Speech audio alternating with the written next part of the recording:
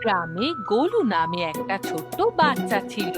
ও পড়াশোনায় খুবই ভালো ছিল। গোলুর ঘড়িটা একদিন ভেঙে গেল। ও ভেঙে যাওয়া ঘড়িটা দেখে বলল, আরে এটা কি হয়ে গেল? আমার ঘড়ি ভেঙে গেল। এবার আমি পড়াশোনা কি করে করব? আমার নতুন ঘড়ি আনতে হবে। চলো, কাছেই একটা দোকান আছে, ওখানেই যাই। গোলু ঘড়ির দোকানে চলে গেল। সেখানে নানা রকমের ঘড়ি ছিল।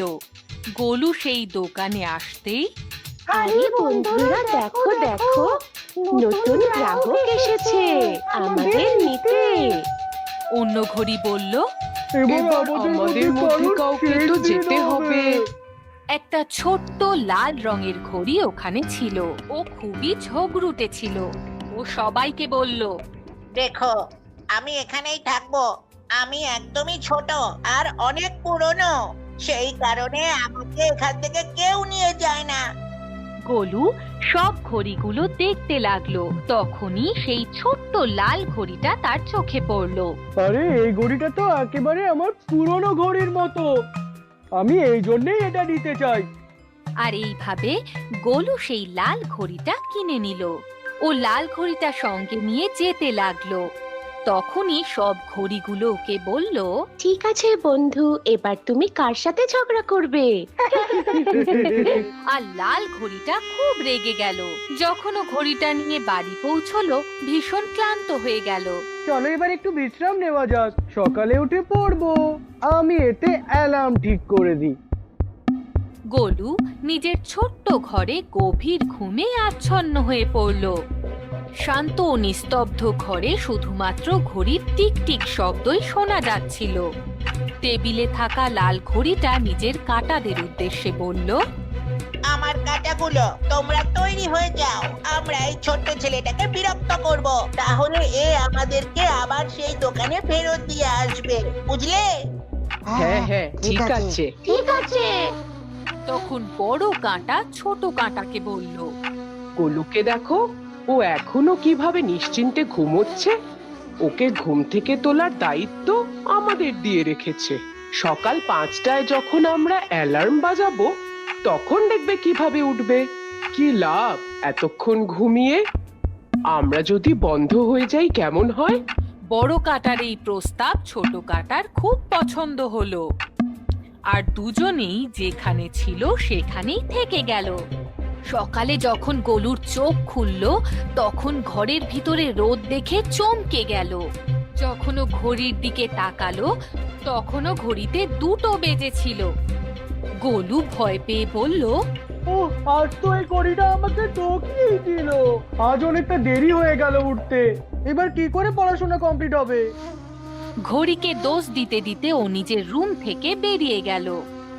গোলুকে এভাবে বিড়বিড় করতে করতে আর রেগে গিয়ে বাইরে চলে যেতে দেখে ছোট কাঁটা হেসে বলল, আজও ভালো করে বুঝতে পারবে আমাদের গুরুত্ব কতটা। আর এরকম প্রতিদিন হতে লাগলো। ঘড়ির কাঁটা নিজে থেকেই রাতের বেলা একই জায়গায় আটকে যায়। গোলু একদিন ভাবলো, এমন কি ব্যাপার হতে পারে যে রোজ সকালবেলা ঘড়ি এইভাবে থেমে যায়? আমি আজকে এই ব্যাপারে খোঁজ নেব। গোলু রাতের বেলা ঘড়ির পাশে বসে পড়াশোনা করতে লাগলো। তখনও জেনে শুনে ঘুমোবার নাটক করতে লাগলো। যখনই গোলু চোখ বন্ধ করলো, ঘড়ি তার কাঁটাদের বলল, ছোট বড় কাঁটাগুলো দাঁড়াও তোমরা। গোলু চুপচাপ ওদের কাণ্ড দেখলো আর মনে মনে বলল, এক্ষুনি এদের মজা দেখাচ্ছি। পরের দিন যখন ও সকালে উঠলো, দেখলো ঘড়ির কাঁটা স্থির হয়েছিল। বাবা বাবা, এই ঘড়িটা না চলছে না, তাই আমি এই ঘড়িটাকে আবর্জনায় ফেলতে যাচ্ছি। লাল ঘড়ি ভয় পেয়ে গেল। গোলু বাড়ির বাইরে ঘড়িকে সঙ্গে নিয়ে গেল।